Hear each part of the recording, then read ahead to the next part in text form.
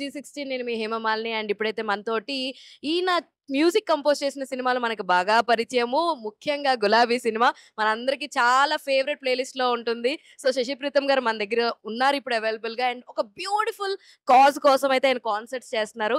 అది ఏంటి అన్నది ఆయన మాటల్లోనే తెలుసుకునే ప్రయత్నం చేద్దాం. సార్ నమస్తే, ఎలా ఉన్నారు? I'm good, Andy. I'm good. How are you? నేను చాలా చాలా బాగున్నాను. Thank you for making such a beautiful album for all of us.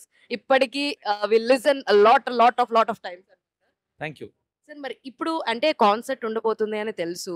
A type of songs ఇందులో మీరు మెర్జ్ చేసి చేద్దాం అనుకుంటున్నారు? Let us know about concept. Actually బేసికల్‌గా మనం ఏం పాట పాడామన్నది కాదు. మనం ఎంటర్‌టైన్ చేసామా లేదా అన్నదే ముఖ్యము. వచ్చిన వాళ్ళని ఎంటర్‌టైన్ చేయడం కోసము. బట్ నేను ప్రత్యేకంగా ఎక్కువగా నేను రాక్ మ్యూజిక్ ప్రిఫర్ చేస్తాను. అది 'గులాబీ' కానండి, వేరే నేను చేసిన సినిమాలు అన్నిట్లో కూడా ఎక్కువ రాక్ ఇన్‌ఫ్లూయెన్స్ చాలా ఉంటుంది. సో, ఈరోజు చేస్తున్నది కూడా నేను రాక్ బేస్డ్‌గానే ఉన్నాయి అంతా కూడా. That's what is it. Sir actually ఈ కాజ్ మెయిన్ థింగ్ యానిమల్స్ గురించి సంరక్షించడం కోసం అని చెప్పేసి అన్నారు. అసలు మీ దాకా ఈ టాపిక్ వచ్చినప్పుడు వాట్ వాస్ వాళ్ళు మీకు చెప్పిందేంటి? అండ్ మీకు నచ్చిన పాయింట్ ఏంటి? అసలు ఒకళ్ళు చెప్పాల్సిన అవసరం లేదండి. ఎందుకంటే నేను చిన్నప్పటి నుంచి నేను యానిమల్స్‌తో పెరిగాను. సో, సో నేను చిన్నప్పటి నుంచి యానిమల్స్ పెరగడం, తర్వాత స్ట్రేస్ ఉంటాయి, వాటిని రెస్క్యూలు చేయడాలు, ఇలాంటివన్నీ యాక్టివిటీస్‌లో నేను ఇప్పటి నుంచి కాదు, I mean from my childhood I know it. So, ఈ విధంగా నేను అనుకోకుండా ఒకసారి about 11 years back I met this ARPF organization. ARPF is animal rehabilitation protection front. So now this ఆర్గనైజేషన్లో I have seen a lot of college students, a lot of volunteers, చిన్న పిల్లలకి కూడా వాళ్ళు సెన్సిటైజ్ చేశారు.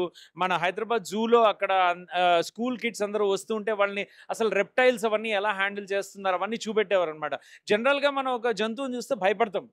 సో అలా భయం లేకుండా పిల్లలకి చిన్నప్పటి నుంచి అసలు ఏమిటి అదైనా తెలిస్తే అప్పుడు మనకి భయం ఉండదు. మనకి తెలియనప్పుడే మనకు భయం ఉంటుంది. సో ఆ భయాన్ని ముందు మనం ఇది ఓవర్కమ్ అయ్యి తర్వాత what is it that we can do for the other species is the concept basically.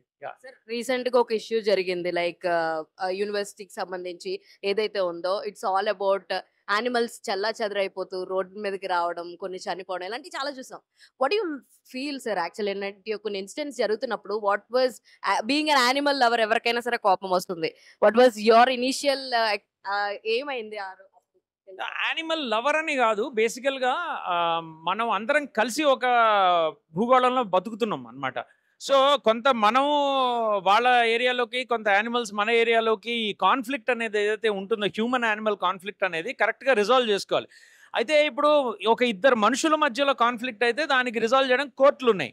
మరి యానిమల్స్ తరఫున మాట్లాడే వాళ్ళు ఎవరు ఉంటారు? అందుకనే వాళ్ళ తరఫున కూడా మనమే మాట్లాడాల్సిన ఇది పరిస్థితి ఉంది కాబట్టి. సో మీరు అన్నట్టు అది యూనివర్సిటీ కానివ్వండి, ఏదైనా కానివ్వండి, wherever we are encroaching into their area there is always a conflict. So we need to be more mindful. Sir ఈ కాన్సెప్ట్ ద్వారా ఎలా cause I mean fund raise చేద్దాం అనుకుంటున్నారు? What is your idea of this అన్నది? So there are two things to a concept which is actually supporting an NGO. One is raising as much funds as possible. So వాలంటరీగా ఎవరెవరైతే వచ్చి ముందుకు వస్తున్నారో ఇది cause, దీన్ని తెలుసుకుని వాళ్ళంతటి వాళ్ళు కొంత ఇవ్వాలి అనే the concept. The next thing is basically sensitising people. Like ఈ కాజ్ అనేది ఉంది, ఇలాంటి కొంతమంది ఆర్గనైజేషన్స్ దీనికోసం వర్క్ చేస్తున్నారే, ఆ ఇన్ఫర్మేషన్ మనం స్ప్రెడ్ చేయడం అనేది, dissemination of information is also very important.